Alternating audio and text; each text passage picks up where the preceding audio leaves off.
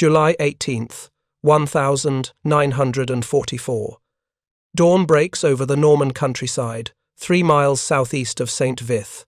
The morning mist clings to ancient hedgerows that have turned the greatest invasion in history into a bloody stalemate.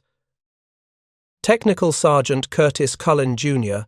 of the 102nd Cavalry Reconnaissance Squadron crouches beside his Sherman tank, running his weathered hands over 4 steel prongs that jut forward from the tank's hull like medieval lances. Around him, mechanics from the 82nd Airborne Division's maintenance company work frantically, welding identical steel tusks to every available Sherman, Stuart, and tank destroyer they can modify. The acrid smell of acetylene torches mingles with diesel exhaust and the distant crack of German mortars. In 6 hours, these improvised weapons will spearhead Operation Cobra, the massive breakout offensive that has been delayed for 6 weeks while American forces bled themselves white against an enemy they couldn't see and obstacles they couldn't overcome. Culin checks his watch. 0600 hours. In the distance, 800 B-24 Liberators begin their approach, carrying 3,000 tons of bombs that will carpet the German positions in the heaviest tactical bombardment ever attempted. But bombers alone won't win this battle.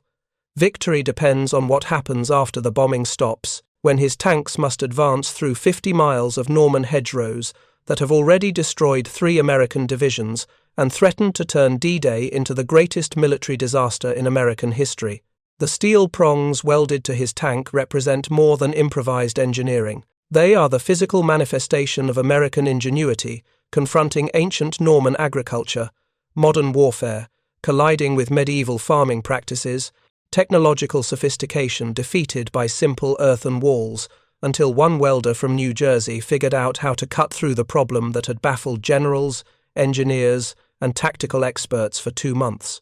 What Technical Sergeant Culin didn't know, as he performed his final equipment checks in the pre-dawn darkness, was that his crude steel device would break more than hedgerows.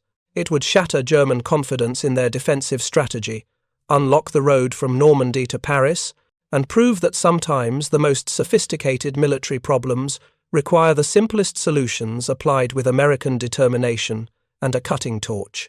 This is the story of how one welder's impossible contraption broke through 50 miles of hedgerows in 3 weeks, transformed World War II's deadliest stalemate into the war's most decisive breakthrough, and changed the fate of Europe with nothing more than scrap steel salvaged from Hitler's Atlantic Wall. 6 weeks earlier, the optimism surrounding Operation Overlord had been infectious. By June 7, 1944, more than 150,000 Allied troops had successfully landed on 5 Normandy beaches. The Atlantic Wall, that vaunted Nazi defensive barrier that Reich Minister of Propaganda, Joseph Goebbels, had declared absolutely impregnable, had been breached in less than 24 hours. General Dwight Eisenhower's gamble on weather and tide had succeeded beyond even the most optimistic projections. But success on the beaches masked a developing catastrophe inland. The grand strategy, meticulously planned over 2 years of preparation, called for rapid exploitation of the beachhead. American forces were supposed to cut across the Cotentin Peninsula, capture the critical port of Cherbourg within 9 days, then wheel south toward Brittany. British and Canadian forces would seize the vital transportation hub of Caen on D-Day itself, then push south into ideal tank country, where their superior armour could operate effectively. Rapid advance, armoured exploitation deep into German rear areas. This was the vision that had guided Allied planning since 1942. Instead, by mid-June, the most powerful army ever assembled found itself trapped in a narrow coastal strip, barely 20 miles deep, losing thousands of men daily for gains measured in yards rather than miles. If you're enjoying this deep dive into the story, hit the subscribe button and let us know in the comments from where in the world you are watching from today. The problem had a name that would haunt American commanders for decades afterward: the bocage. These were not hedgerows in any sense that American planners understood. They were not decorative borders or livestock fencing that could be pushed aside or cut through. They were ancient fortifications, built up over 1,000 years by Norman farmers who had unknowingly created the most effective anti-tank barriers in military history. The construction process had begun in medieval times, when farmers cleared their fields of stones and rocks, piling them along property boundaries to mark ownership and contain livestock. Generation after generation had added to these walls. More stones, more earth, more organic matter. Seeds from plants growing on top would fall and take root. Trees would sprout and mature. Over centuries, the walls had grown into earthen ramparts 3 to 12 feet high and 1 to 10 feet thick at the base. The soil composing these banks was packed harder than concrete, compacted by centuries of settling and reinforced by root systems that penetrated 15 feet down through the packed earth. On these earthen ramparts grew oak trees, hawthorn bushes, brambles, wild roses, and thorns that intertwined into barriers rising 15 feet above the earthen base, creating walls that were stronger than most man-made fortifications and virtually impervious to artillery bombardment. Between these hedgerows lay small, irregularly shaped fields, most no larger than a few acres. A typical Norman farm might contain 20 or 30 such fields, each completely enclosed, connected only by narrow cart paths or livestock gaps that could be easily defended by a single machine gun team. The hedgerows formed a maze of natural corridors and dead ends that channeled any attacker into predetermined killing zones. For Norman farmers, this landscape represented 8 centuries of agricultural evolution. For German defenders, it provided ideal defensive terrain that maximized their advantages while negating Allied superiority in numbers, firepower, and air support. For American tankers and infantry, it became a green hell that consumed entire divisions and threatened to turn the liberation of Europe into a prolonged siege. Colonel Arthur Stone, commanding the 103rd Infantry Regiment, captured the tactical nightmare in his after-action report. Every field became a fortress. Every hedgerow concealed German positions we couldn't see until we were on top of them. Our tanks couldn't maneuver, our artillery couldn't observe targets, our air support couldn't identify enemy positions. We were fighting blind against an enemy who knew every inch of ground and had 6 weeks to prepare defensive positions. The tactical problems were compounded by intelligence failures that bordered on criminal negligence. Allied photo reconnaissance had thoroughly mapped the Norman coast, counting every German bunker, every gun emplacement, every obstacle on the beaches. But apparently, no one in the intelligence chain had thought to analyze what effect these field boundaries might have on tactical operations after the landing. British and American photo interpreters could count the hedgerows and measure their dimensions, but they failed to translate intelligence data into tactical implications. The failure of imagination, the inability to understand how this terrain would affect armoured operations, nearly caused the Normandy invasion to collapse into the same kind of static trench warfare that had characterized World War I. Private James Henderson of the 26th Infantry Regiment wrote in his diary on June 8, 1944, "We thought we were through the worst after the beach. We had beaten the Atlantic Wall. We had survived the worst that Hitler could throw at us. Then we came to these hedges, these damned Norman hedges. God help us. God help us all." The American soldiers who fought through the bocage in June and July of 1944 experienced some of the most difficult and demoralizing combat conditions of the entire European war. They fought in terrain that negated most of their advantages in firepower, mobility, and air support. They suffered casualties at rates that rivaled the worst battles of the Western Front. They watched friends and comrades die in attacks that seemed futile, assaulting positions that appeared impossible to overcome. Standard American tactics, developed through years of training and combat experience in North Africa and Italy, proved suicidal in the bocage. Tank infantry coordination, the hallmark of effective combined arms operations, became nearly impossible when tanks couldn't see infantry and infantry couldn't communicate with tanks. Artillery support, normally devastating against German positions, proved ineffective against targets hidden behind earthen ramparts that absorbed shell impacts without collapsing. The German defenders, initially as surprised by the terrain's defensive potential as the Americans were frustrated by its obstacles, quickly learned to exploit every advantage it offered. A single squad with a machine gun could hold up an entire American battalion for hours.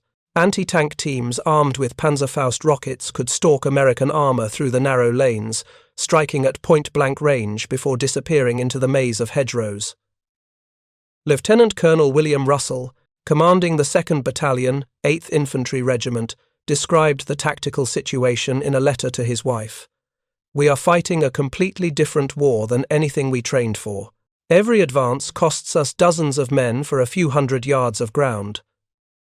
Germans are invisible until they shoot, then they disappear again. Our tanks can't help us because they can't maneuver. Our artillery can't help us because the spotters can't see the targets. We are losing this war, one hedgerow at a time." The casualties mounted relentlessly. The 1st Infantry Division, the famous Big Red one that had spearheaded the landing at Omaha Beach, lost 4,000 men in the first 3 weeks after D-Day. The 29th Infantry Division suffered even worse, with some battalions losing 60% of their strength. The 82nd and 101st Airborne Divisions, elite units that had distinguished themselves on D-Day, were ground down to shadows of their former strength. By the end of June, American forces had advanced barely 15 miles inland along most of the front. The rapid breakout that Allied planners had envisioned had become a bloody stalemate that consumed reinforcements as fast as they could be landed. General Omar Bradley, commanding the First Army, faced the grim possibility that the entire invasion might bog down into prolonged siege warfare. In Washington, War Department planners studied casualty reports with growing alarm. At current loss rates, American forces would be reduced to ineffective strength before reaching the German border. Replacement training camps in the United States accelerated their programs, but experienced combat troops couldn't be manufactured in training facilities. The men dying in Norman hedgerows represented irreplaceable combat experience accumulated through years of fighting. The crisis deepened when German reinforcements began arriving in significant numbers.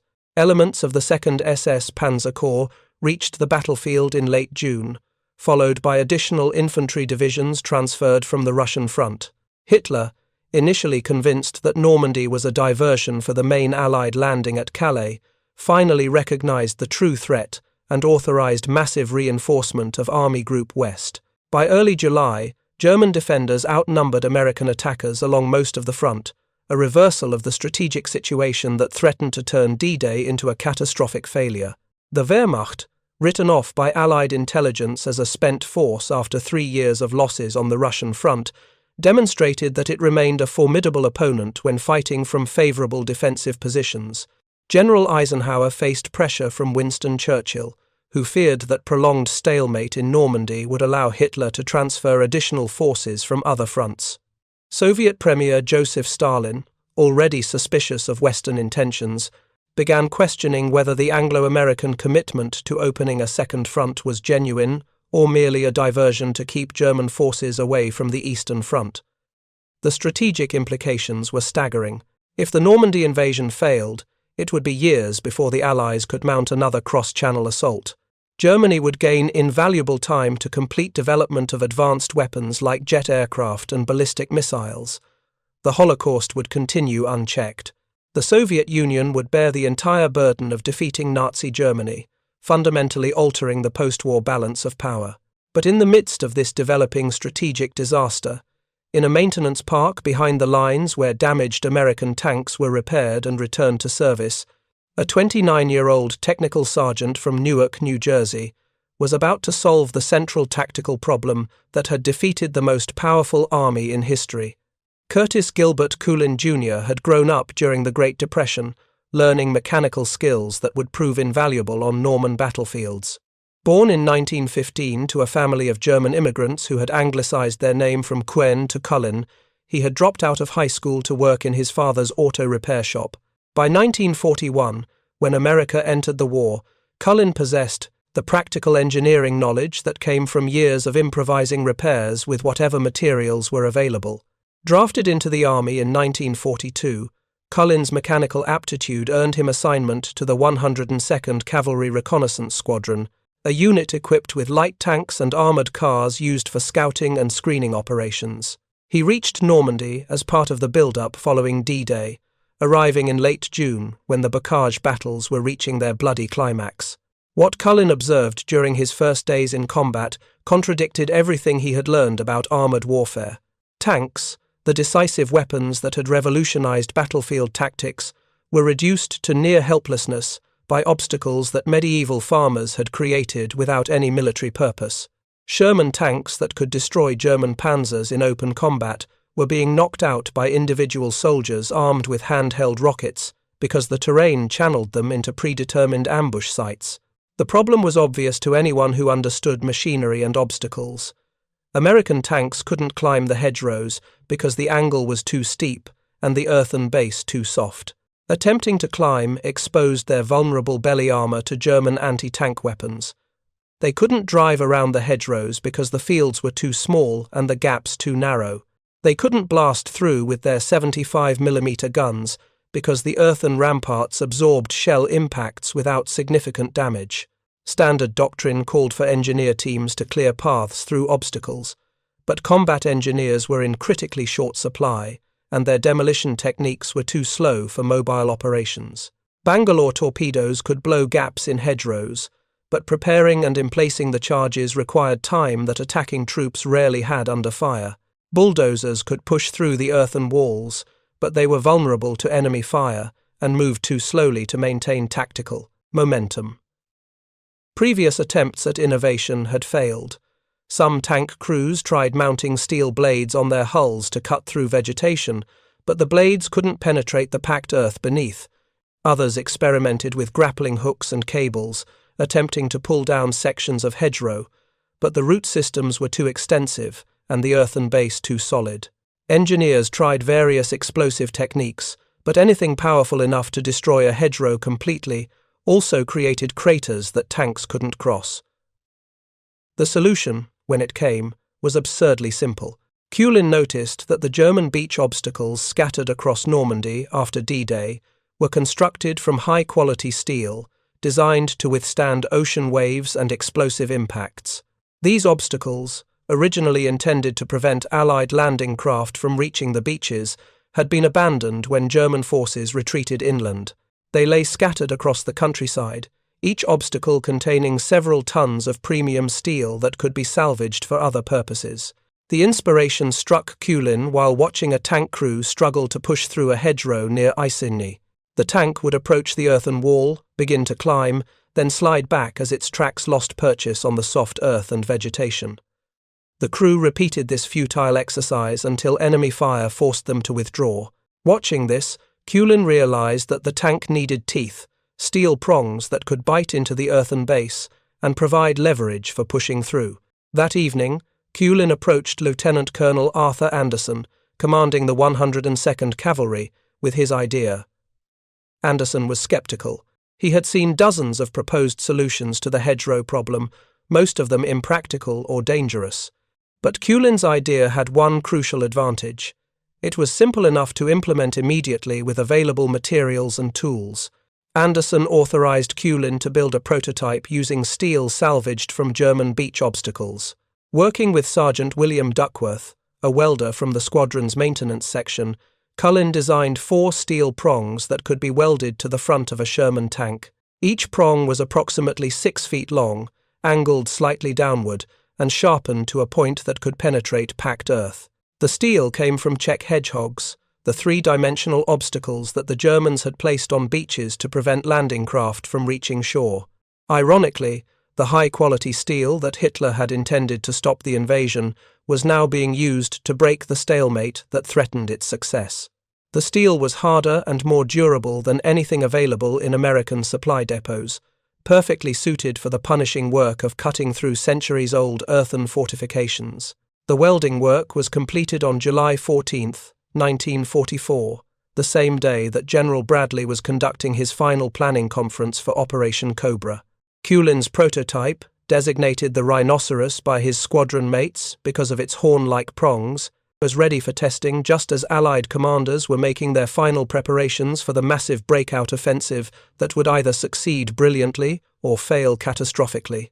The first test took place on July 14, 1944, at 0600 hours in a field 3 miles southwest of Saint-Lô.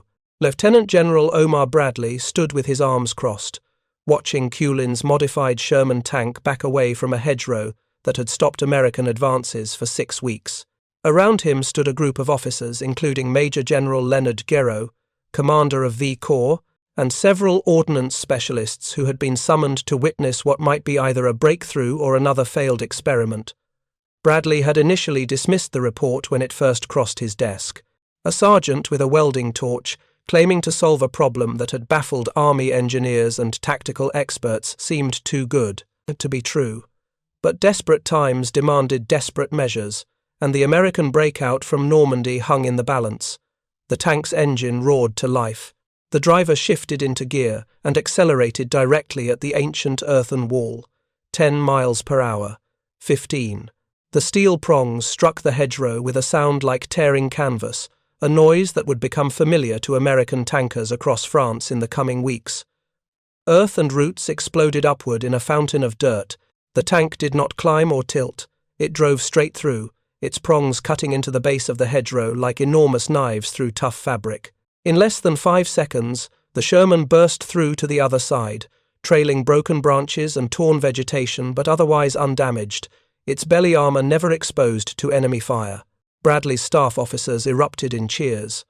Ordnance specialists scrambled to examine the hedgerow, measuring the breach, checking for damage to the tank. The general himself remained silent for a moment, his mind already calculating the implications. If this device worked reliably, if it could be manufactured in quantity, if it could be installed on enough tanks before the planned offensive, then perhaps Operation Cobra could succeed. Perhaps the stalemate could be broken. He turned to Lieutenant Colonel John Medaris, his chief ordnance officer, and spoke words that would change the course of the war. "I want these devices manufactured and fitted to as many tanks as possible. Every Sherman, every Stuart, every tank destroyer we can modify. I want them ready before Operation Cobra launches. Round-the-clock production. Use every ordnance unit, every maintenance depot, every welder we have. This is top priority." What Bradley had just witnessed was the solution to a problem that had threatened to turn the greatest amphibious invasion in history into a bloody stalemate. For 6 weeks, the bocage of Normandy had defeated the most powerful army ever assembled. The hedgerows, ancient boundaries between Norman fields, had proven more formidable than German concrete fortifications, more effective than minefields, more deadly than the Atlantic Wall itself. The news of successful testing spread through the American command structure with remarkable speed. Within hours, ordnance officers were requisitioning every available piece of German beach obstacle steel. Welding teams from maintenance companies across the beachhead received emergency orders to begin round-the-clock production of the devices that troops were already calling Rhino horns, or simply tusks. The manufacturing process was deceptively simple, which proved to be its greatest advantage. Each device required approximately 200 pounds of steel, cut into 4 prongs, and welded to mounting brackets that could be attached to any tank's hull. The work required no special tools beyond cutting torches and welding equipment that every maintenance company possessed. More importantly, it required no exotic materials or complex manufacturing processes that might create bottlenecks in production. Sergeant William Duckworth, the welder who had helped Culin build the prototype, found himself promoted to technical supervisor for the entire production program. Working 18-hour days, his teams modified tanks as fast as they could be brought to maintenance parks. The irony was not lost on American mechanics. They were using Hitler's own steel, originally designed to prevent the invasion, to break the stalemate that threatened its success. By July 20th, 6 days after the first successful test, over 300 American tanks had been fitted with the hedgerow cutting devices. The work continued even as tanks were being loaded with ammunition and fuel for the upcoming offensive. Some modifications were completed literally hours before the tanks rolled out to their assault positions. The German command structure remained completely unaware of this American innovation. Their intelligence services, focused on tracking troop movements and supply buildups, failed to recognize the significance of welding work being conducted in Allied maintenance areas. German defensive plans, carefully developed over 6 weeks of successful resistance, assumed that American armor would continue to be channeled into predetermined killing zones by the same hedgerow obstacles that had proven so effective. General Fritz Bayerlein, commanding the Panzerlehr Division opposite the planned American breakthrough sector, was confident that his positions could withstand any assault. His after-action reports from previous American attacks showed consistent patterns. Tanks would approach hedgerows in predictable locations, attempt to climb over or push through, become hung up on the obstacles, and present easy targets for his anti-tank teams.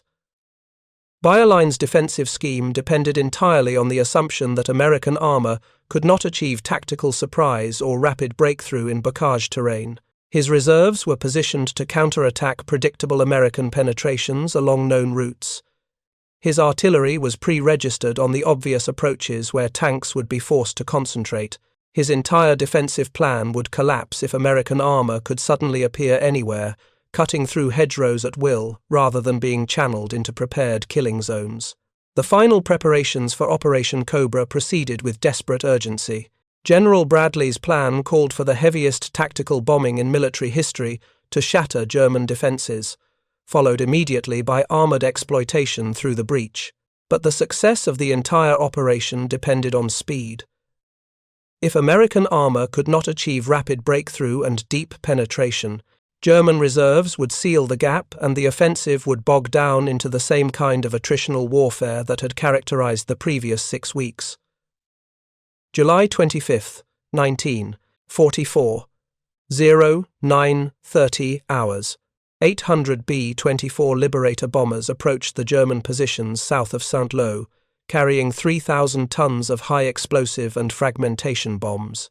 The bombing was intended to obliterate German defenses across a rectangular area 5 miles wide and 2 miles deep, creating a gap that American armor could exploit before German reserves could react. The bombing achieved mixed results. Many bombs fell short, killing American troops and damaging equipment that would be needed for the assault. Other bombs missed their targets entirely, leaving German strongpoints intact.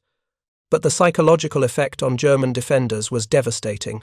Survivors described the experience as hell on earth, with continuous explosions for over an hour that buried men alive and destroyed communications throughout the defensive zone. At 1100 hours, the bombing stopped. American artillery began a preparatory barrage that lasted 30 minutes, targeting known German positions with high explosive shells and white phosphorus rounds designed to create smoke screens. Then came the moment that would determine whether 6 weeks of stalemate would continue or whether the breakthrough would finally be achieved. Technical Sergeant Curtis Culin, now commanding his own tank equipped with the device he had invented, received the radio call he had been waiting for. Rhino 1, this is Thunder 6. Execute, execute, execute. The breakout from Normandy was beginning, and the success or failure of the entire operation depended on whether his improvised steel prongs could do in combat what they had accomplished during testing. Culin's tank led a column of 37 modified Shermans from the 2nd Armored Division toward the 1st Hedgerow south of Saint-Lô. Behind him followed infantry from the 9th Infantry Division, combat engineers with Bangalore torpedoes and demolition charges, and artillery observers who would call in supporting fire as the advance progressed. The fate of Operation Cobra, and perhaps the entire European war, rode on the shoulders of a 29-year-old sergeant from Newark, New Jersey. The first hedgerow appeared through the drifting smoke from the bombardment. Unlike the controlled conditions of the July 14th test, this hedgerow was defended by German troops who had survived the bombing and were determined to hold their positions. Machine gun fire erupted from concealed positions as Culin's tank approached the earthen barrier. Rifle bullets and machine gun rounds sparked off the Sherman's armor as the driver accelerated toward the hedgerow. The steel prongs bit into the earthen base with the same tearing canvas sound that had impressed General Bradley 11 days earlier. But this time, German soldiers were shooting at the tank from point-blank range, trying to disable it before it could break through their defensive line. Culin's tank shuddered as the prongs cut deeper into centuries-old earth and root systems, the engine straining against the resistance. Then, suddenly, the tank burst through to the other side, its prongs ripping a gap 8 feet wide through obstacles that had stopped American advances for 6 weeks. The infantry following behind rushed through the breach outflanking German positions that had been designed to resist frontal assault but were vulnerable to attack from the rear. Within minutes, the second tank in Culin's column punched through another hedgerow 200 yards to the left. Then a third tank broke through on the right. The pattern that had characterized Norman fighting for 6 weeks, predictable American attacks channeled into predetermined killing zones, suddenly collapsed. German defenders found themselves facing American armor that could appear anywhere, cutting through hedgerows that were supposed to be impassable barriers. The psychological effect on German troops was immediate and devastating. Soldiers who had successfully resisted American attacks for weeks suddenly found enemy tanks behind their positions, cutting off retreat routes and attacking from unexpected directions.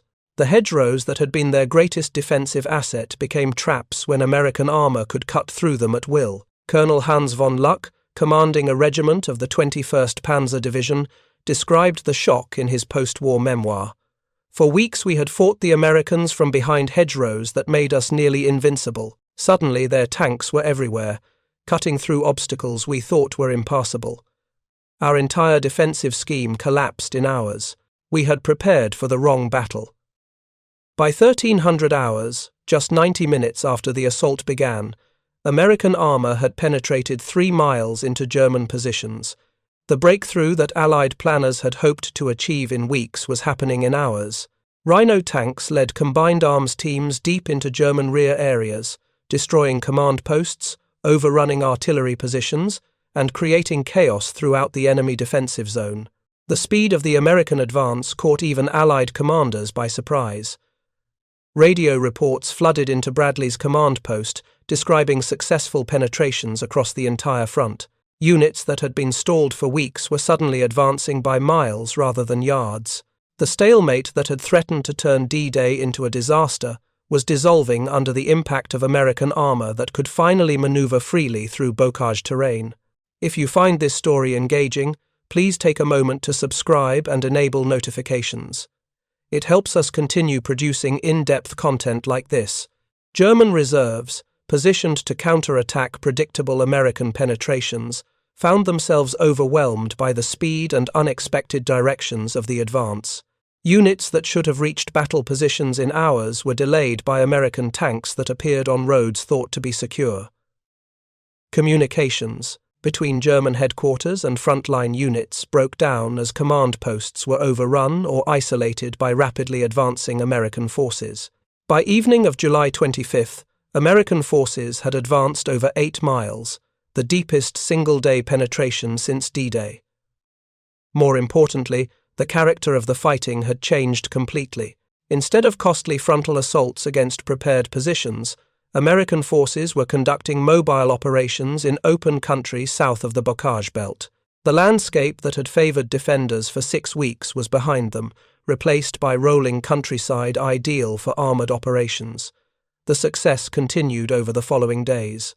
July 26th saw American forces advance an additional 12 miles, reaching Marigny and threatening to cut the main German supply route between Saint-Lô and Coutances. German commanders, accustomed to measuring Allied advances in hundreds of yards, suddenly found themselves dealing with penetrations measured in miles. General Fritz Bayerlein, whose Panzer Lehr division bore the brunt of the American assault, reported to Army Group West headquarters that his division had been annihilated by the American breakthrough. Equipment losses were catastrophic. Over 80% of his tanks and assault guns were destroyed or abandoned during the retreat. Personnel casualties approached 60%, with entire battalions simply ceasing to exist as organized units.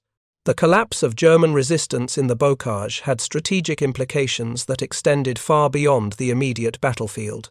Hitler's strategy for defending France depended on containing the Allied beachhead in Normandy while building up reserves for a massive counteroffensive that would drive the invaders back into the sea. The rapid American breakthrough destroyed this strategy by forcing German commanders to commit their reserves piecemeal to stop penetrations they hadn't anticipated. July 27th brought even more dramatic success. American armor, now operating freely in open country, advanced over 15 miles in a single day. The 1st Infantry Division reached Marigny, cutting the main German supply route, The 2nd Armoured Division, spearheaded by Rhino tanks, penetrated to within 5 miles of Coutances, threatening to encircle the entire German 7th Corps. The German retreat, initially conducted in good order, began to collapse into rout as American forces cut supply lines and escape routes. Units that had fought effectively for weeks in bocage terrain found themselves unable to establish new defensive positions in open country where American advantages in firepower and air support could be fully utilized. The Wehrmacht's carefully planned defense of Normandy was disintegrating under pressure it had never been designed to withstand. General Paul Hauser, commanding the German 7th Army, made increasingly desperate appeals to Hitler for permission to withdraw to more defensible positions. But Hitler's orders remained unchanged. Hold every inch of ground, counterattack to restore the front line, accept no retreats. These orders, issued from the Führer's headquarters hundreds of miles away, bore no relationship to the military reality facing German commanders in Normandy. The success of the Rhino tanks exceeded even Curtis Culin's expectations. By July 30th, over 600 tanks had been modified with the hedgerow cutting devices.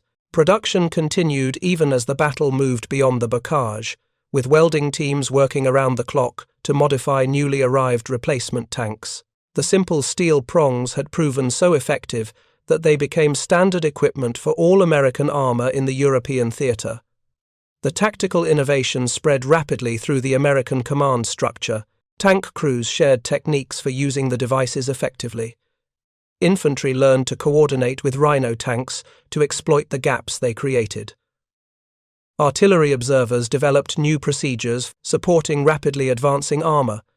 The entire tactical doctrine evolved within days to incorporate capabilities that hadn't existed a week earlier. August 1st, 1944, marked exactly 1 week since Operation Cobra began.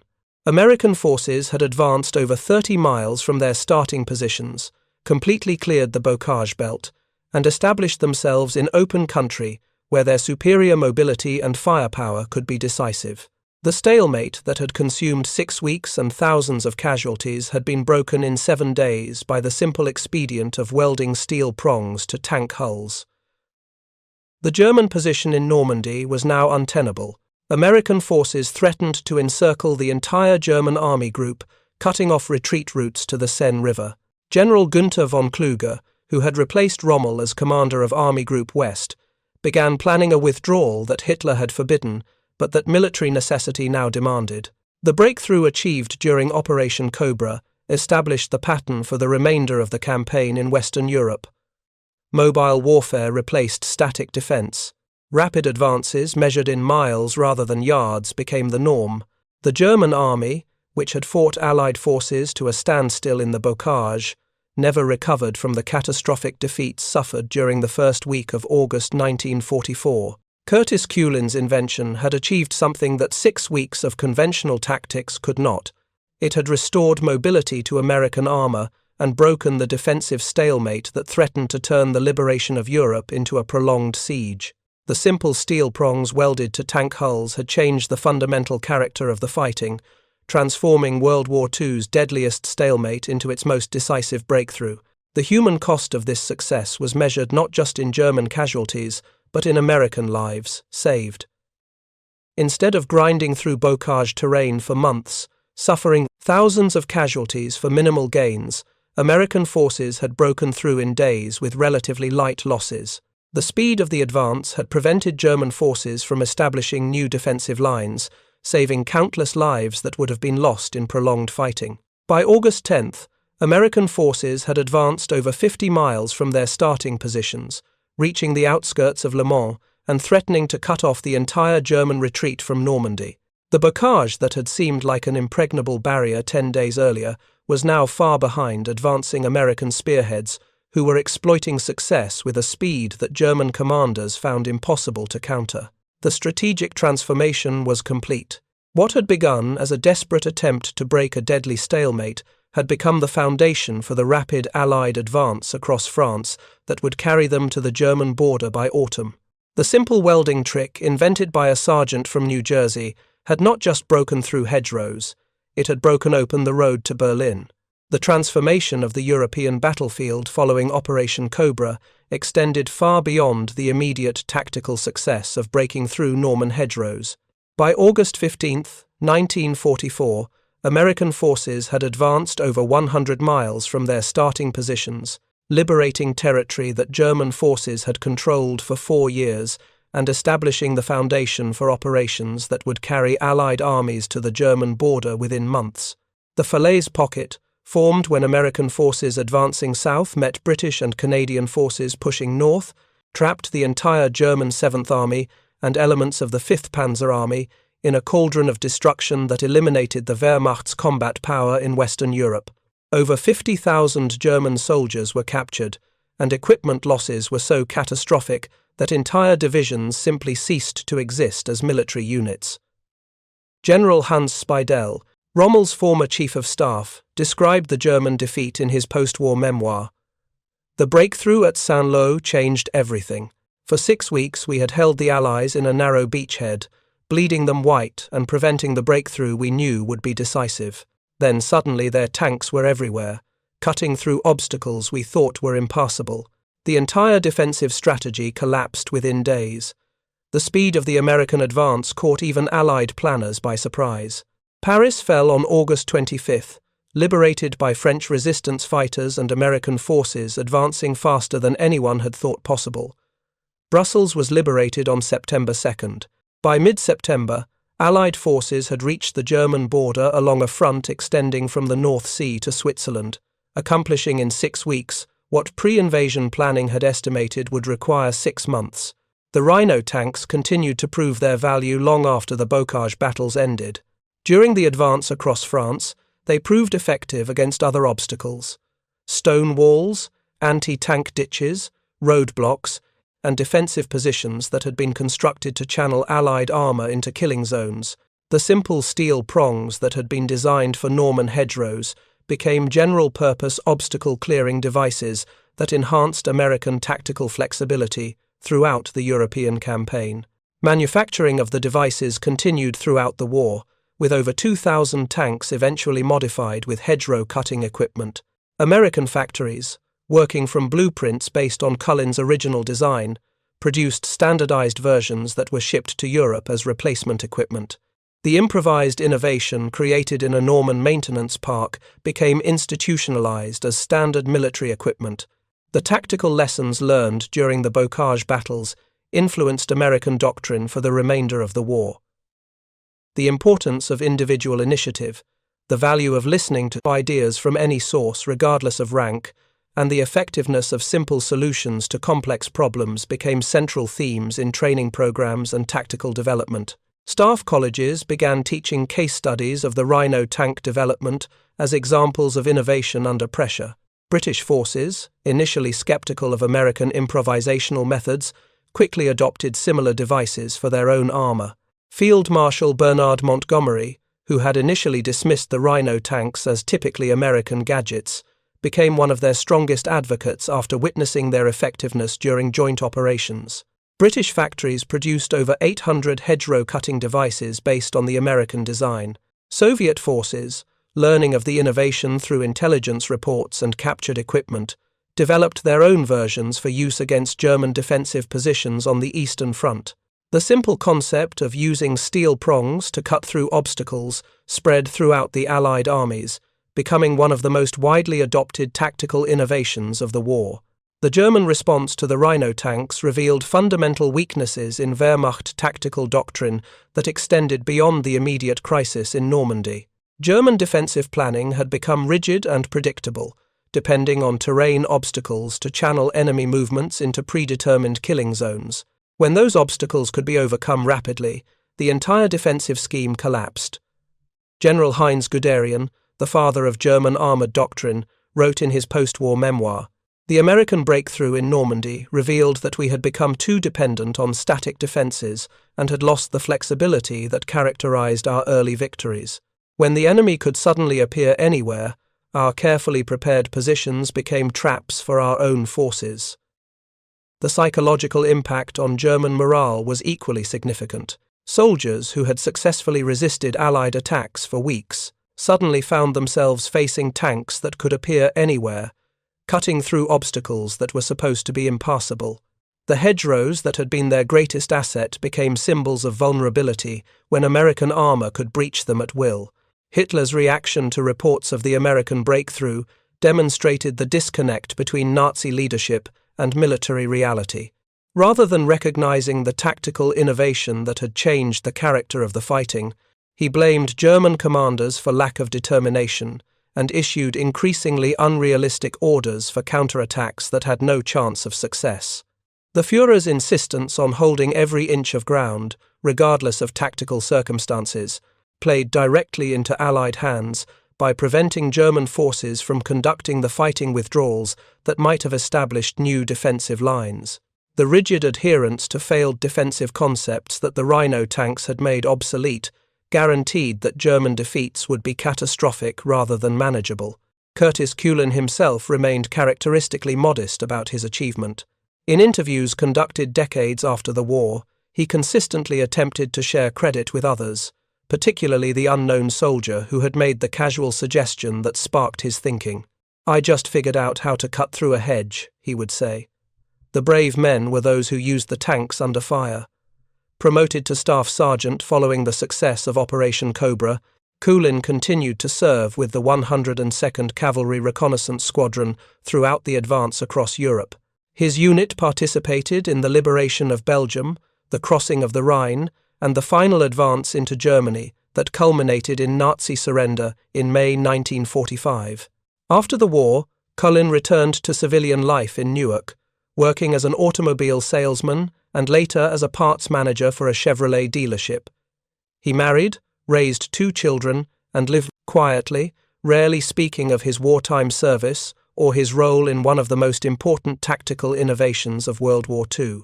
Neighbors and co-workers often had no idea that the man selling them car parts had invented a device that changed the course of history. The recognition came gradually. Military historians researching the Normandy campaign began documenting the importance of the Rhino tanks and tracing their development to Culin's original innovation. Magazine articles in the 1960s brought his story to public attention. Veterans organizations honored him as an example of American ingenuity and individual initiative. In 1974, on the 30th anniversary of D-Day, Culin was invited to return to Normandy as part of official commemoration ceremonies.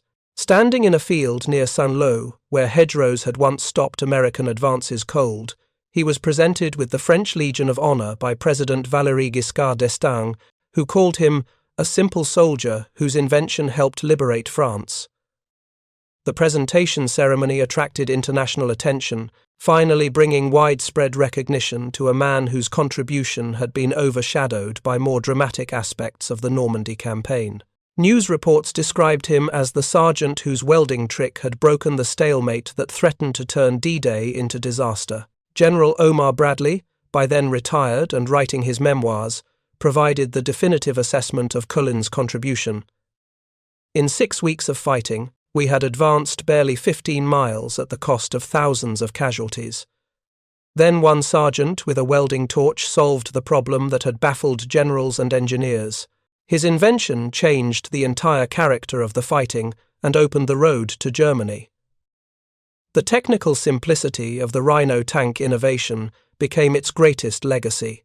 Unlike radar, jet engines, or atomic weapons, the hedgerow cutting device required no advanced science, exotic materials, or sophisticated manufacturing. It was simply steel prongs welded to tank hulls, but it worked. And in war, as Culin himself often observed, that is all that matters. The story resonated throughout the American military as an example of what individual initiative could accomplish when supported by leaders wise enough to recognize good ideas and bold enough to implement them immediately. Staff colleges used the case study to teach the importance of listening to ideas from any source, regardless of rank or credentials. The broader implications extended beyond military applications. The Rhino tank story became emblematic of American problem-solving culture. The belief that any challenge could be overcome through practical thinking, improvisation with available materials, and willingness to try unconventional solutions. It exemplified the democratic ideal that good ideas could come from anywhere and should be judged on their merit rather than their source. Engineering schools began teaching the case as an example of elegant solutions to complex problems. Business schools used it to illustrate the importance of innovation in competitive environments. The simple steel prongs that Curtis Culin had welded to a tank hull became symbols of American ingenuity and the power of individual creativity to change the course of events. The post-war development of American armored forces incorporated lessons learned from the Bocage battles and the success of the Rhino tanks. Tank designs included provisions for mounting obstacle-clearing devices. Doctrine emphasized flexibility and adaptation rather than rigid adherence to predetermined tactics. Training programs stressed the importance of innovation and individual initiative. NATO forces adopted similar concepts, recognizing that future conflicts might require rapid adaptation to unexpected circumstances.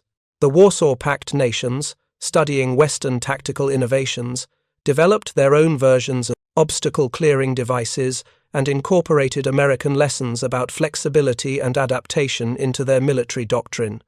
The legacy extended to civilian applications as well. Construction companies adapted Rhino tank principles for demolition work and obstacle clearing. Agricultural machinery manufacturers incorporated similar concepts into equipment designed for land clearing and terrain modification. The simple idea of using steel prongs to cut through obstacles found applications far beyond its original military purpose. Curtis Culin died on January 2, 1993, at the age of 77. His obituary in the Newark Star-Ledger described him as a World War II veteran who had invented a device that helped win the war, but it failed to capture the full significance of his achievement. He was buried in Arlington National Cemetery with full military honors, his grave marked with a simple headstone that identified him as a staff sergeant in the United States Army. The memorial service was attended by surviving members of his unit, military historians who had documented his contribution, and French officials who credited his invention with hastening the liberation of their country. General Norman Schwarzkopf, hero of the Gulf War, delivered the eulogy, calling Cullen a soldier whose simple innovation achieved what months of conventional fighting could not. Today, examples of Rhino tank devices are displayed in military museums around the world. The National World War II Museum in New Orleans features a restored Sherman tank equipped with the hedgerow cutting prongs, accompanied by exhibits explaining their development and impact. The Smithsonian Institution includes the innovation in its collection of objects that changed history. The French government maintains a memorial near Saint-Lô, dedicated to American forces who broke the Normandy stalemate. A plaque honors Curtis Culin and other innovators whose ingenuity and determination opened the road to liberation. School children visiting the memorial learn about the sergeant from New Jersey, whose welding skills helped free their country from Nazi occupation. The lessons of the Rhino tank story remain relevant in contemporary military thinking. Modern armies face similar challenges. How to overcome unexpected obstacles, how to adapt quickly to changing circumstances, how to encourage innovation at every level of command. The principles that made Culin's innovation successful, simplicity, practicality, rapid implementation, continue to guide military development. Recent conflicts have produced their own examples of battlefield innovation reminiscent of the Rhino tanks, improvised armor for vehicles, locally manufactured solutions to tactical problems, and rapid adaptation of civilian technology for military purposes all reflect the same spirit of practical problem-solving that characterized Culin's achievement. The story also illustrates the decisive impact that individual initiative can have when supported by organizational cultures that value results over credentials and are willing to listen to ideas from any source. Bradley's decision to implement Culin's innovation immediately, despite its unorthodox origin and simple design, proved as important as the innovation itself. The contrast with German responses to similar challenges remains instructive. Wehrmacht doctrine had become rigid and hierarchical, dependent on solutions developed by recognized experts and implemented through formal channels. This approach, which had served Germany well during early victories, proved inadequate when facing rapidly changing tactical situations that required immediate adaptation. American organizational culture, with its emphasis on individual initiative and practical problem-solving, provided the flexibility needed to overcome unexpected challenges. The willingness to try unconventional solutions and implement good ideas, regardless of their source, proved more valuable than technical sophistication or traditional military credentials. The technological legacy of the Rhino tanks influenced post-war development of combat engineering equipment. Modern armies employ sophisticated obstacle-clearing devices that trace their conceptual origins to the simple steel prongs that Curtis Culin welded to a Sherman tank. The basic principle, using mechanical force to cut through barriers, remains unchanged despite advances in materials and manufacturing. Contemporary tank designs incorporate lessons learned from the Bocage battles about the importance of mobility and obstacle-clearing capability. Modern main battle tanks include provisions for mounting various attachments, reflecting the understanding that future conflicts may require rapid adaptation to unexpected terrain challenges. The strategic implications of the Normandy breakthrough extended far beyond the immediate battlefield. The rapid Allied advance across France in the summer and autumn of 1944 prevented Germany from implementing defensive strategies that might have prolonged the war significantly. The speed of liberation reduced civilian casualties and shortened the period of Nazi occupation for millions of Europeans. Economic historians have calculated that each day the war ended earlier saved thousands of lives and billions of dollars in war costs. The Rhino tanks, by enabling the rapid breakthrough that began the final phase of the European war, contributed measurably to reducing the human and material costs of defeating Nazi Germany.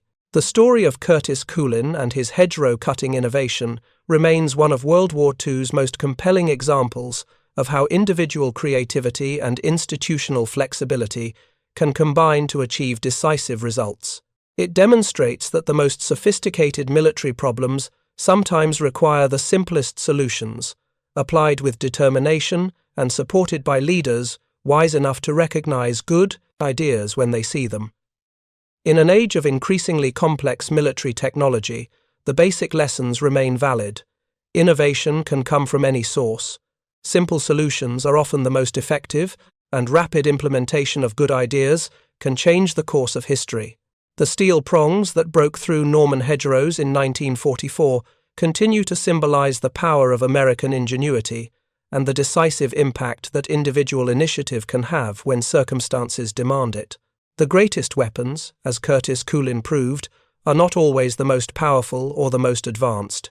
Sometimes they are simply the ones that solve the problem at hand, created by ordinary people with extraordinary insight, tested under the most demanding conditions possible, and implemented with the speed and determination that only nations fighting for survival can muster.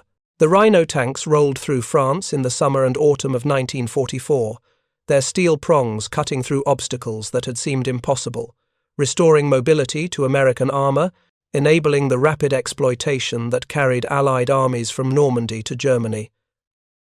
They were crude devices, improvised from scrap metal by desperate men fighting a war that had to be won.